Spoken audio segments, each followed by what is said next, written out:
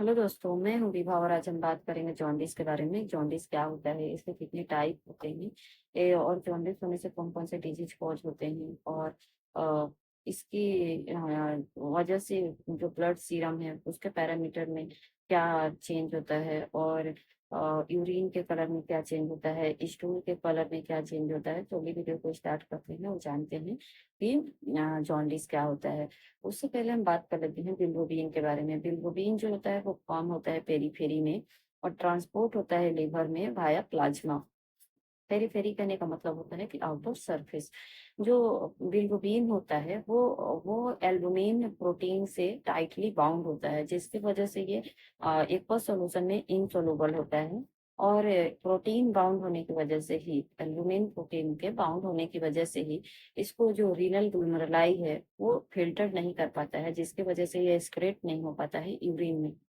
अब हम बात करेंगे इन हेल्थ में।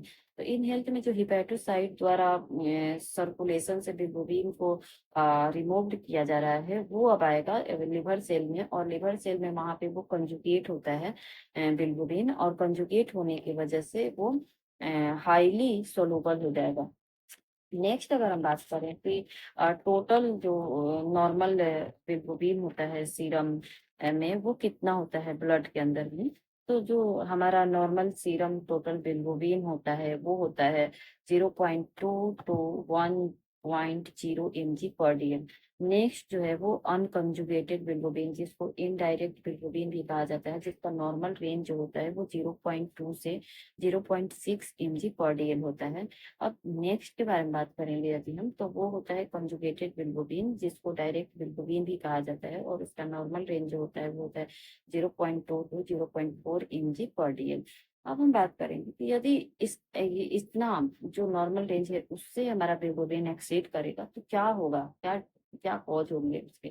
तो जैसे कि 1 mg/dl से ब्लड में बिलिरुबिन एक्सीड करता है, तो उस टाइम पे उस कंडीशन को कंसीडर किया जाता है हाइपर बिलिरुबिनेमिया के नाम से।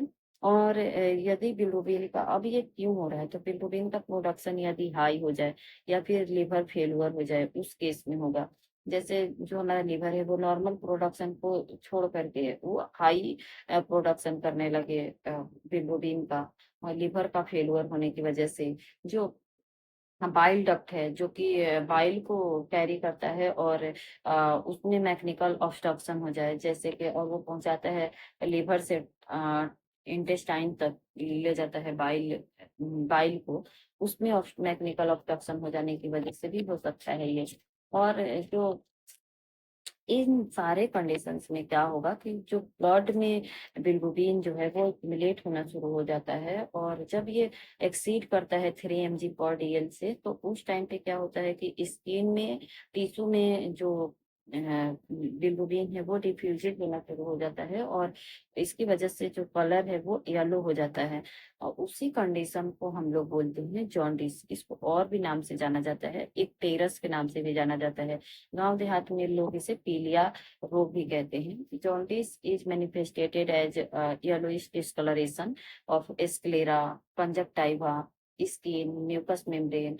अब जो एस्क्लेरा है, वाइट ऑफ द आई, उसमें क्या होता है कि वो उसके पास इलास्टिन कंटेंट का हाई अमाउंट होने की वजह से, हाई एफिनिटी होने की वजह से, वहां पे यदि कम अमाउंट में भी बिलिरुबिन रहता है तो वो वहां पे डिपॉजिट हो जाता है, जिसकी वजह से हम एस्क्लेरा पे अच्छे तरीके से जांच कर सकते हैं बिलिरुबिन का।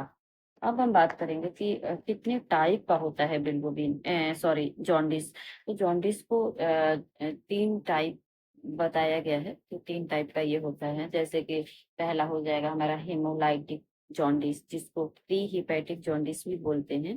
दूसरा हो जाएगा दूसरा हिपैटिक जॉन्डिस या हिपैटोसोलुलर सेलुलर जॉन्डिस। और जो तीसरा होगा वो होगा ऑब्स्ट्रक्टिव जॉन्डिस या पोस्ट हिपैटिक जॉन्डिस। अब हम बात करेंगे कि हेमोलाइटिक जॉन्डिस में क्या होता है। हेमोलाइटिस जॉन्डिस में अ, अ, किस मतलब कौन कौन से पैरामीटर्स इंक्रीज करते हैं, और ये होता क्यों है। तो हेमोलाइटिक जॉन्डिस जो होता है, इसमें क्या होता है कि more bilirubin is excreted in the bile. Bile में बिलिरुबिन जो होता है वो अधिक मात्रा में उसका प्रोडक्शन होना शुरू एक्सक्रीट होना शुरू हो जाता है। और इसका रिजल्ट क्या होता है, तो एक्सेस फॉर्मेशन ऑफ यूरोबिलिनोजेन और एस्टर्कोबिलिनोजेन, वहां पे एक्सेस फॉर्मेशन होने लगेगा यूरोबिलिनोजेन का और एस्टर्कोबिलिनोजेन का। एग्जाम्पल क्या होगा हिमोलाइटिक जॉन्डिस का, तो एग्जाम्पल है incompatibility blood transfusion, haemolytic anaemia, sickle cell disease, thalassaemia और ग्लूकोज 6 फॉस्फेट डिहाइड्रोजिनेज डेफिशिएंसी, जिसको शॉर्ट में G6PD भी बोलते हैं। पैरामीटर्स कौन कौन से इंक्रीज होंगे इस कंडीशन में, तो इस कंडीशन में जो सीरम अनकॉन्जुगेटेड बिलिरुबिन होता है उसका लेवल इंक्रीज करेगा, या फिर जो यूरोबिलिनोजेन का एक्सक्रेशन है यूरिन में वो इंक्रीज हो जाएगा। नेक्स्ट जो है वो इंक्रीज होगा एस्टर्कोबिलिनोजेन का फीसेस में, जिसकी वजह से जो स्टूल का कलर जो है वो डार्क ब्राउन का कलर अपीयर होने लगता है। नेक्स्ट जो हम बात करेंगे वो है हमारा हिपैटोसेलुलर या हिपैटिक जॉन्डिस, जिसमें कि जो कि कॉज होता है पेरेनकाइमल लिवर डिजीज की वजह से, जिसमें डैमेज होगा hepatocyte due to this bilirubin secretion में बी इम्पेयर्ड। यहाँ पे बिलिरुबिन का सेक्रेशन इम्पेयर्ड हो जाता है इस पेरेनकाइमल लिवर डिजीज की वजह से।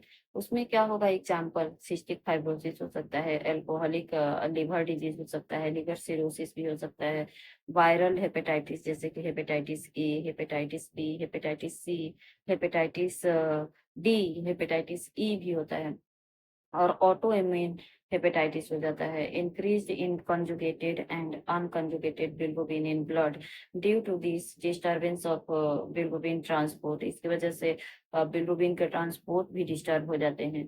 इसमें कलर क्या होगा, तो डार्क कलर हो जाता है यूरिन का due to the presence of bilirubin and urobilinogen in the urine. Next जो है हमारा वो हम बात करेंगे कि ऑब्स्ट्रक्टिव जॉन्डिस में क्या होता है। तो ऑब्स्ट्रक्टिव जॉन्डिस जो होता है उसमें होता है कि अ, इसको पोस्ट हिपैटिक जॉन्डिस के नाम से भी जाना जाता है, जिसको due to the obstruction in bile duct that prevents the flow of bile from liver and intestine, liver to intestine. Bile duct जो होता है उसमें ऑब्स्ट्रक्शन हो जाता है, और ये ऑब्स्ट्रक्शन कॉज करता है गॉल स्टोन को, बाइल डक्ट ऑब्स्ट्रक्शन को, पैंक्रियाटिक कैंसर को भी ये कॉज कर सकता है। और due to the blockage in the bile duct, the bilirubin enters into the circulation and slowly diffuses into the tissue and producing jaundice। Jaundice produce होने लगता है उस टाइम पे। अब जो नेक्स्ट है वो है हमारा नेक्स्ट जो है उसके इसमें कौन कौन से हमारे पैरामीटर्स जो हैं वो इंक्रीज करेंगे, तो जो पैरामीटर्स है वो इंक्रीज करेगा सीरम कंजुगेटेड बिलिरुबिन इंक्रीज कर जाएगा, यूरिन का कलर जो होगा वो डार्क कलर यूरिन होगा due to the excessive amount of conjugated bilirubin. And जो स्टूल का होगा वो स्टूल जो होगा वो pale and clay coloured stool होगा, और due to the absence of stercobilinogen. अगर यदि हम बात करें कि यदि फिशेज में फैट आना शुरू हो जाए तो उस कंडीशन को क्या कहते हैं, तो यदि फिशेज जो है हमारा यदि जो हम भोजन कर रहे हैं उसमें उस डाइट में फैट है और वो फैट अब्जॉर्ब नहीं हो रहा है इंटेस्टाइन के द्वारा, तो उसकी वजह से, और वहां पे क्या ऑप्शंस है, तो बाइल का ऑप्शंस होने की वजह से वो इंटेस्टाइन के द्वारा एब्जॉर्ब नहीं हो पाता है फैट, तो उस टाइम पे क्या हो रहा है कि ये फैट जो है वो अपीयर होना शुरू हो जाता है फिशेज में, जिसकी वजह से एक कंडीशन उत्पन्न होता है जिसको एस्टिटोरिया भी बोलते हैं, एस्टिटोरिया।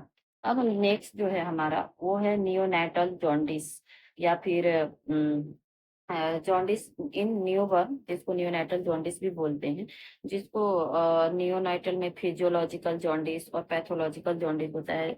जो फिजियोलॉजिकल है उसमें तो नॉर्मल ब्रेकडाउन होता है foetal RBC red blood cells का, लेकिन पैथोलॉजिकल जो जॉन्डिस है न्यूबॉर्न में वो होता है जेनेटिक डिसऑर्डर की वजह से होगा, या फिर किसी इन्फेक्शन की वजह से होगा, फिर या अदर कोई कंडीशन है उसकी वजह से होता है ये पैथोलॉजिकल जॉन्डिस इन न्यूबॉर्न।